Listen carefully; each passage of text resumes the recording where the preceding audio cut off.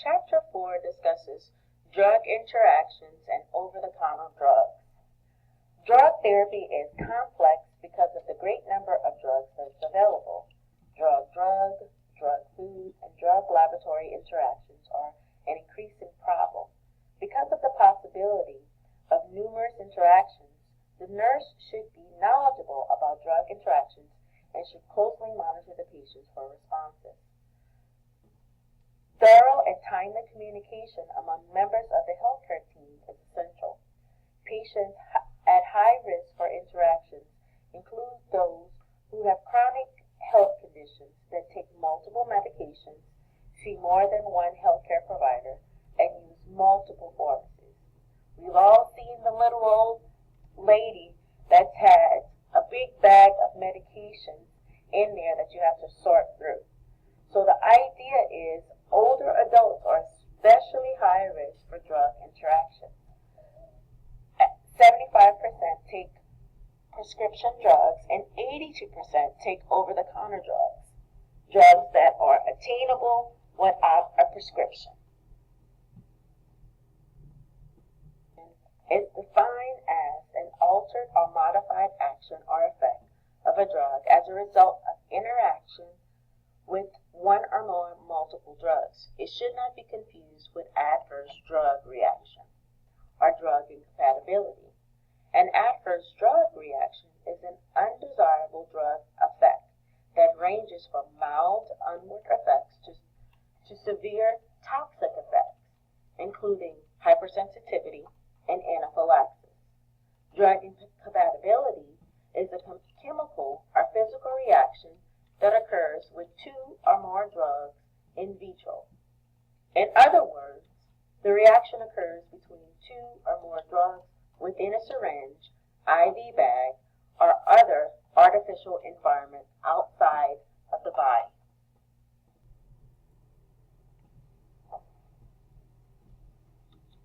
Pharmacokinetic interactions are changes that occur in absorption, distribution, metabolism, and excretion. In regards to absorption, when a person takes two drugs at the same time, the rate of absorption of one or more drugs can change. One drug can block, decrease, or increase the absorption of another drug. In regards to distribution, a drug's distribution to tissues can affect by its binding to plasma serum protein. Only drugs unbound to protein are free active agents and can enter body tissues.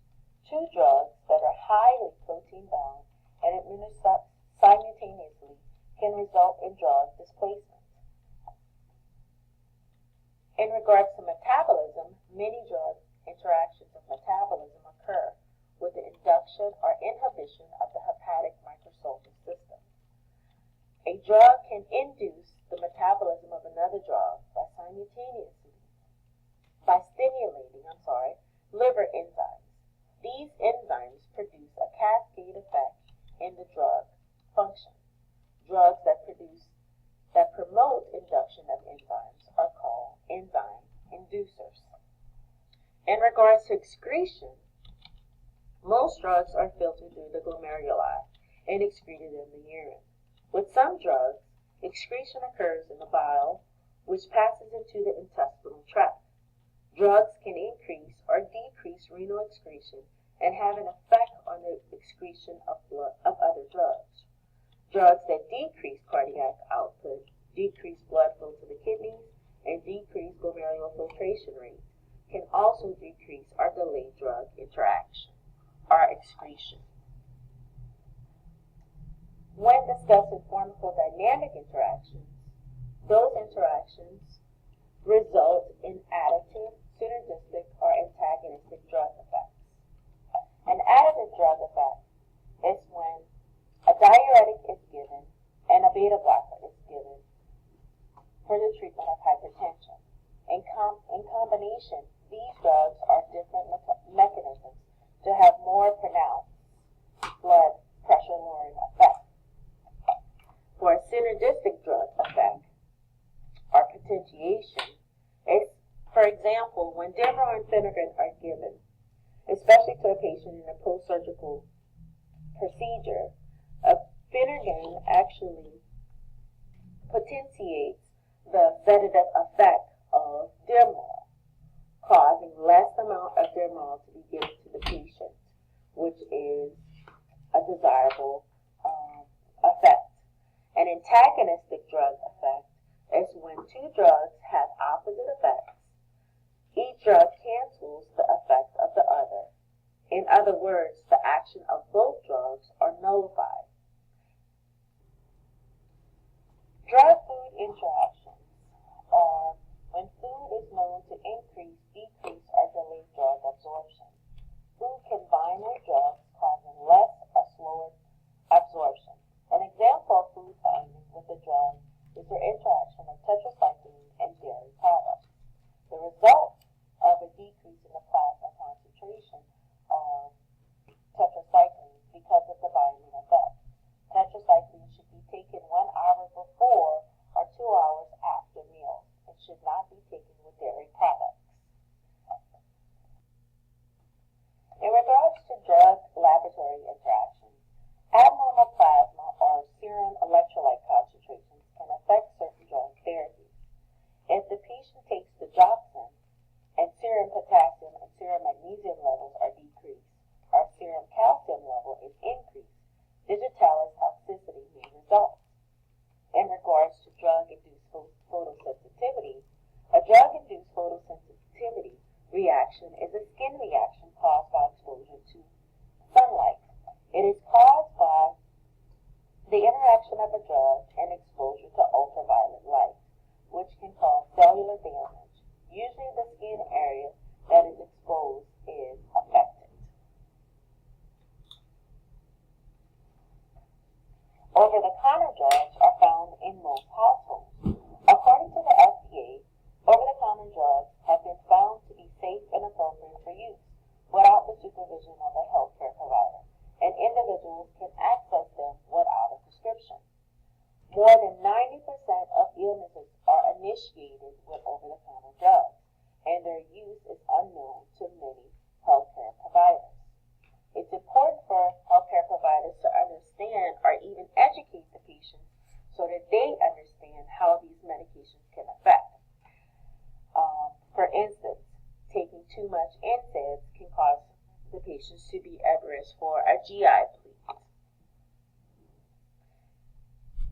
As a result of the review by the FDA, drugs are placed in one of three categories. Category 1, drugs judged to be both safe and effective.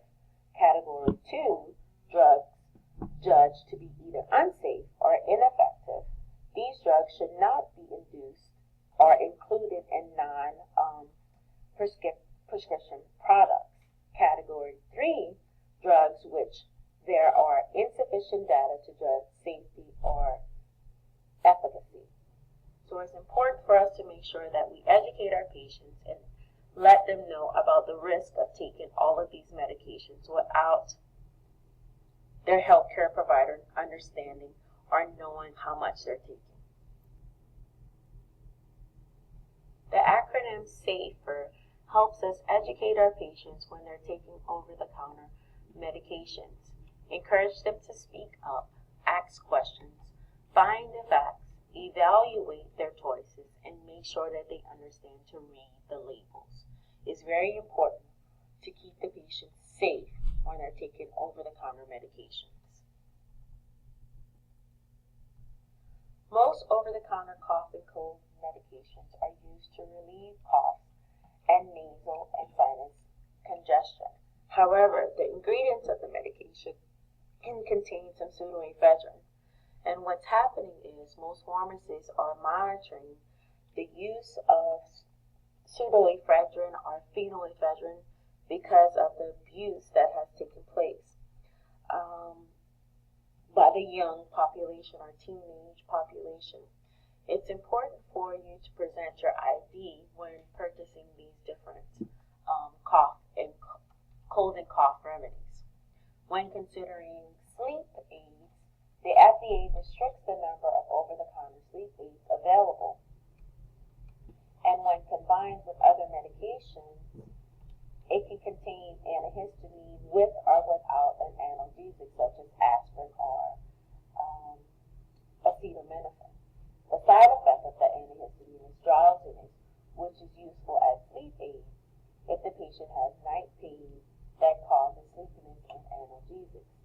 The problem is the drug should not be taken with a depressant because they can have an additive depressive effect on the CNS system.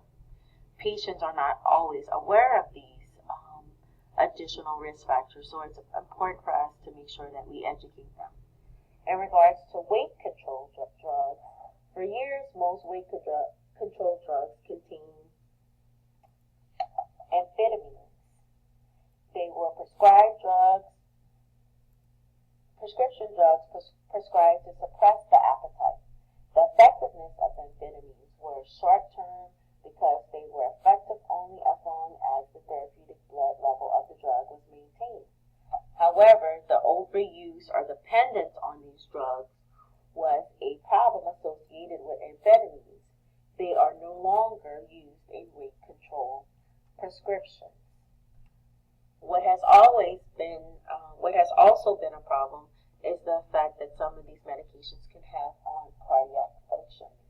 So again, it's important for us to educate our patients. Cautions with the use of over-the-counter medications is we have to make sure that these over-the-counter drugs may cause a delay in professional diagnosis or treatment. Sometimes our patients tend to use these prescriptions and don't allow themselves to seek medical attention and could allay some type of diagnosis that is pending and treatment that can occur with the patients. It can also mask some signs and symptoms. So it's very important for us to make sure to read the labels very carefully. Consult your healthcare provider before the use and make sure you understand what's inside of the ingredients. Some inactive ingredients may cause adverse reactions to the patients, and they're not necessarily aware of all of these different adverse reactions that can occur. And they must be aware of the potential of potentially overusing or overdosing themselves on the medications. Our elderly population are extremely at risk for polypharmacy, and this can definitely cause risk for drug-drug interactions. So how does the nursing process play a significant role when we're trying to have patient-centered collaborative care in regards to drug interactions? If we are to assess our patients, it's important for us to make sure we obtain an extensive medical history on the patient, including the use of any type of over-the-counter drug or herbal product that they use.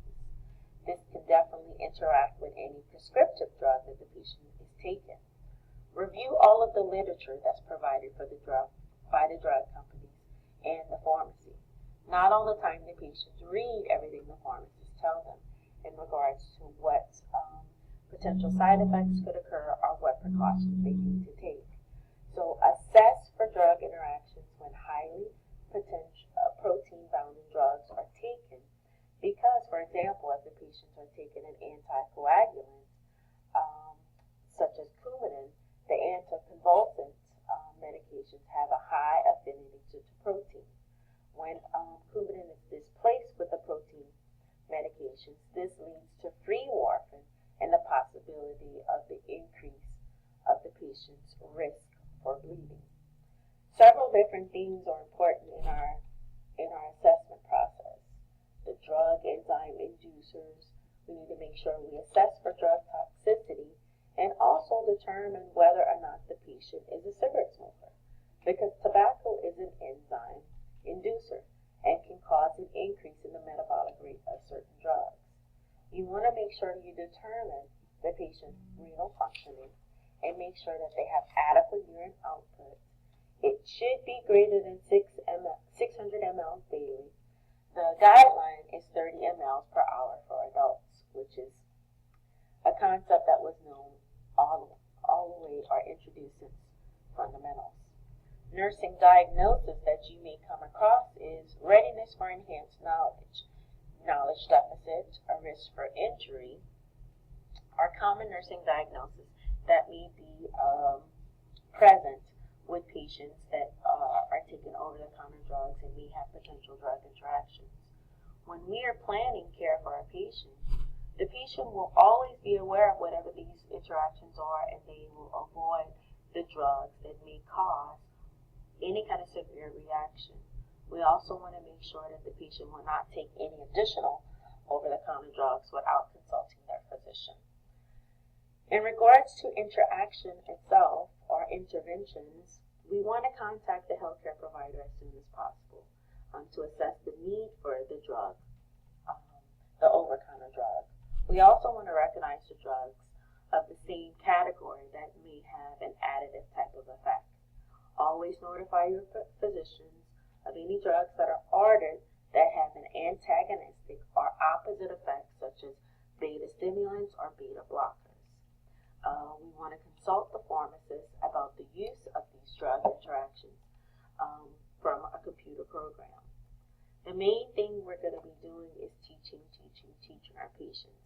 Advise the patients not to take the over-counter medications with prescribed drugs without notifying their physicians first. And of course, we always want to make sure that we evaluate the effectiveness of the drugs and determine that the patient is free from side